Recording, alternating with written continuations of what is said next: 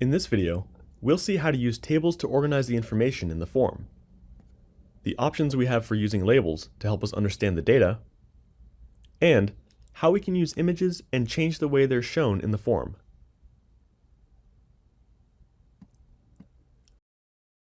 Let's start by customizing the appearance of the labels associated with the controls in our application. If we run the View Attractions More Info panel, we see that the filter labels are displayed by default to the left of the field.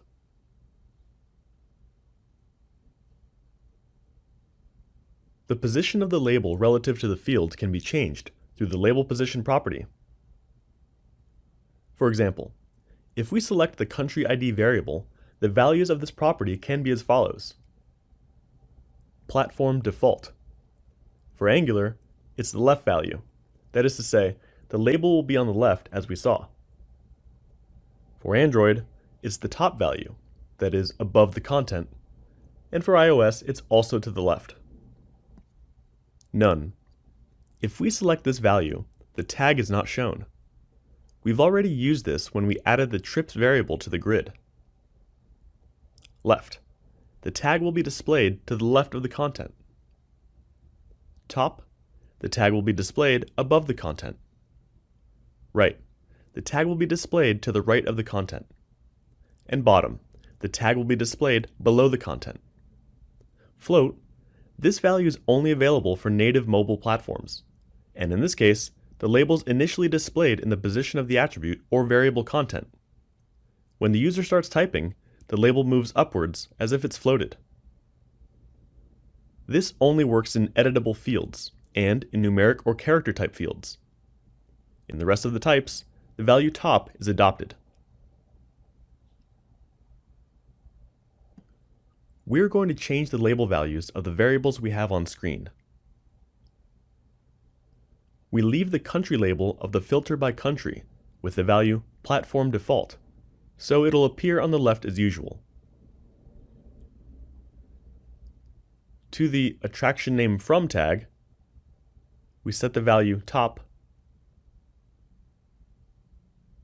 To the attraction name to tag, we set the value right. And to the total number of trips, we set the value bottom. Already at design time, we can see the changes in the form of the panel.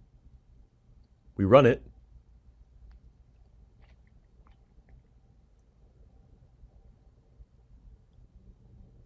we can see how the word country is displayed on the left, because it's the platform default value. The label attraction name from is above the field attraction name from because we set it to top. Attraction name to is to the right of the field attraction name to, because we set it to right. As it had the entire screen width available, it's well aligned to the right, and the label of the total trips value is below the total because we set the value to bottom. Depending on the application and the information we want to display, we'll choose one value or another for this property. This property can also be set if we want to add titles to the values shown in the grid, but in this case, each grid cell will have its own label.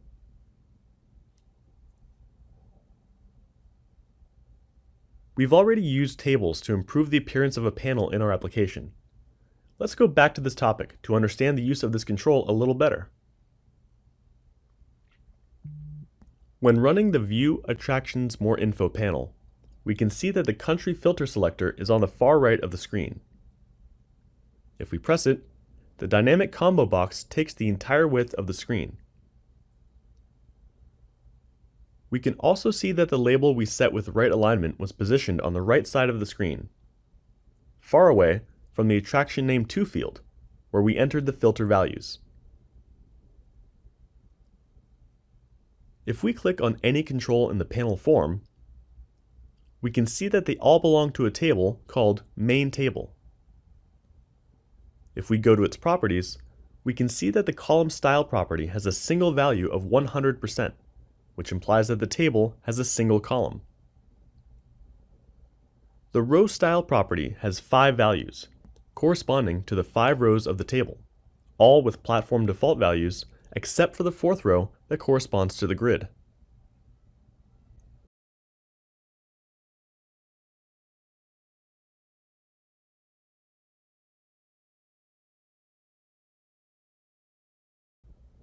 Let's improve this by adding a column to the main table. We select the main table, right-click, and select Insert Column After. Note that the new column has been placed on the right. In the main table properties, we confirm that it now has two columns, and that each one takes up 50% of the available space. We can also see that the grid is in the left column, but we want it to take up both columns, because the table we added should only affect the controls in the fixed part.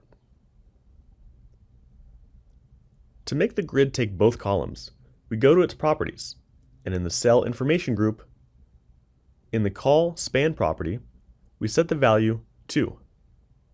The grid now takes the entire width of the form.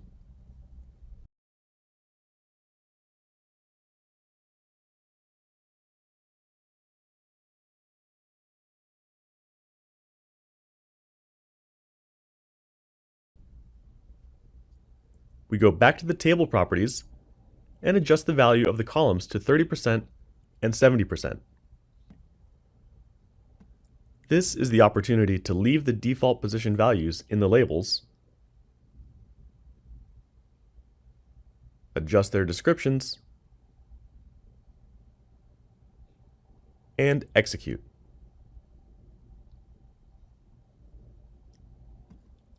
And it looks much better. And if we click on the country combo box, we can see that now it has a reasonable width. As we continue developing the application, we create a panel to see the details of an attraction and name it View Attraction Details.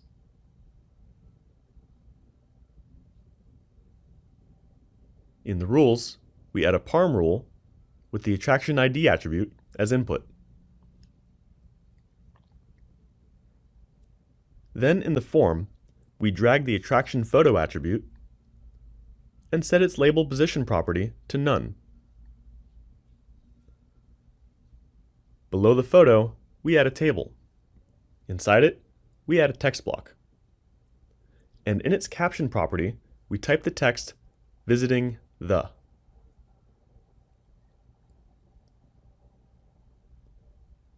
Below it in the table, we add the attribute attraction name. We select both controls, and in the horizontal alignment property, we choose left. We right-click on the text block and select Insert Column After twice to create two columns. Now we drag a table and insert it well to the right in the attraction name row. Inside this table, we include the attributes category name, country name,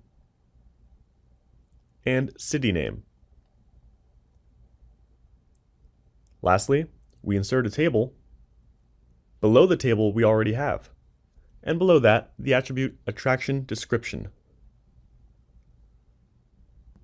We're going to adjust the properties of the table's columns and rows to display the contents properly. We select the table below the photo, and in its column styles property, we choose 30%. 10 dips, device independent pixels, and 70%. The device independent pixel unit corresponds to the abstraction of 1 pixel. Later on, an application converts it to physical pixels, which allows scaling to different screen sizes. Each platform has a different number of pixels. For example, in a web application generated in Angular, 1 dip is 1 pixel, and in native mobile applications, it depends on the device.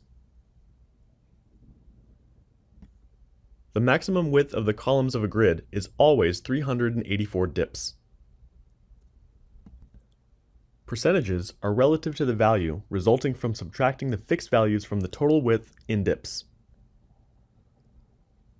In this example, there are 3 columns. The first with 30%, the second with a fixed value of 10 dips, and the third with 70%.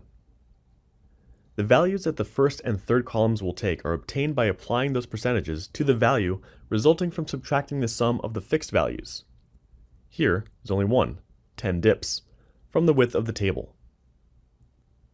The second column with 10 dips is used as a blank space between the first and the third column.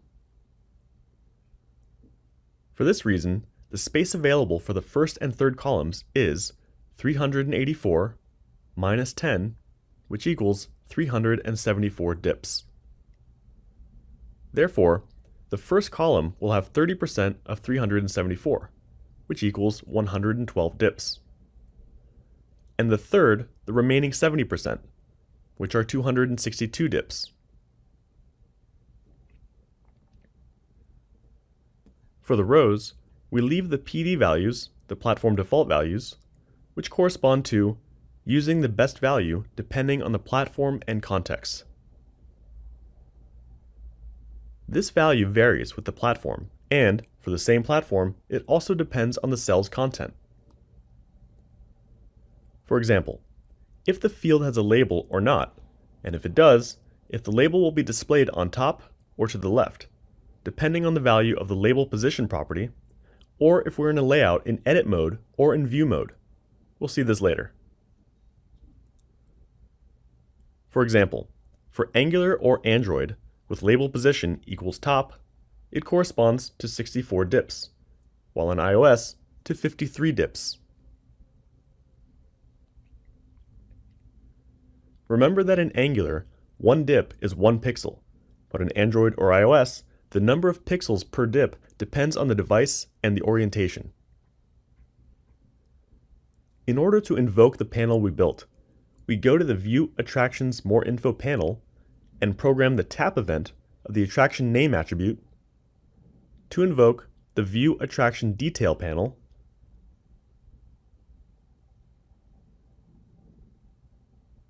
which sends the attraction ID by parameter.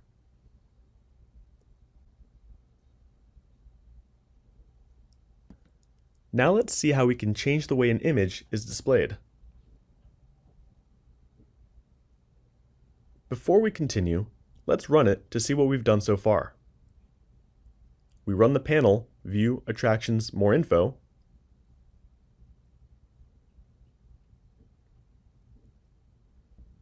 we click on the Louvre, and the panel we've just built opens. It doesn't look that bad, but the image is too small. First of all, let's check the values of the rows style property of the main table. Note that for all the rows, we leave the PD value. This means that if we generate in Angular, according to the table we saw, the image is only 64 pixels high. That's why it looks so small. We give it the value 400 dips, which in Angular would correspond to 400 pixels, and to the third row, we give the value 10 dips, so that it's a separator between the main data and the description of the attraction. Let's try it.